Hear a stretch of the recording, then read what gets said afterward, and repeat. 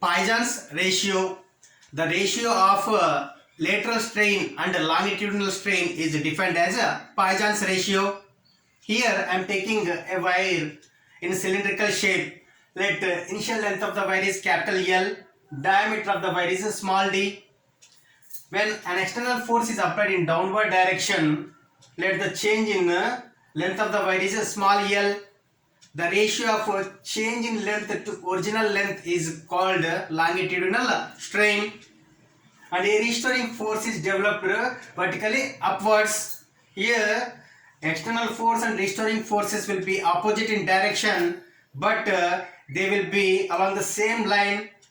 Here the line of action of force is along the vertical, and this longitudinal strain produced is also along the vertical, and another strain is produced that is perpendicular to the line of action of force. Here line of action of force is vertically upward and vertically downward, and because when the length increases, the diameter meter or area of the wire decreases. This strain produced perpendicular to the line of action of force is called lateral strain. Here the Poisson's ratio is defined as the ratio of lateral strain and longitudinal strain. Lateral strain is nothing but change in diameter to original diameter, that is perpendicular to the line of action of force, and longitudinal strain is change in length to original length, that is along the line of action of force. This ratio is defined as Poisson's ratio.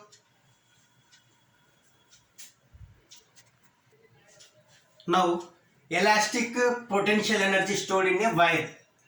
Let us take a wire of length L. When an external force is applied in downward direction, the change in length of the wire is small l. The ratio of longitudinal stress and longitudinal strain is defined as Young's modulus of elasticity, that is y is equal to F by A by small l by delta small l by capital L. From this I can write this as F divided by A L into capital L.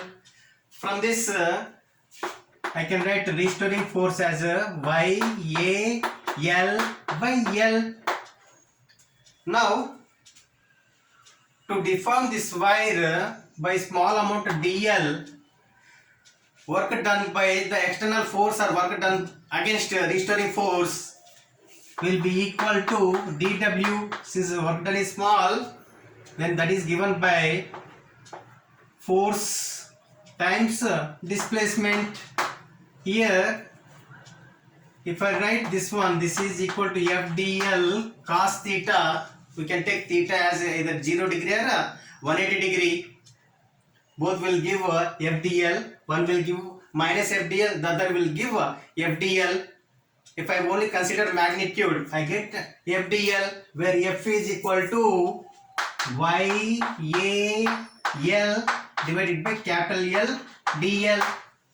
This is the work done in stretching the wire by small amount dl. Let initially there is no stretching and I stretch that wire through a length L. Then what is the total work done? That I get by integrating this equation, that is integral dw is equal to integral lower limit is 0 and upper limit is L Y A L by capital L dl. Here Y A and capital L are constants. I take out of the integral. I get small l dl. Lower limit is 0, upper limit is L. Here Y A by L, integral L dl is L square by 2. Lower limit is 0, upper limit is L.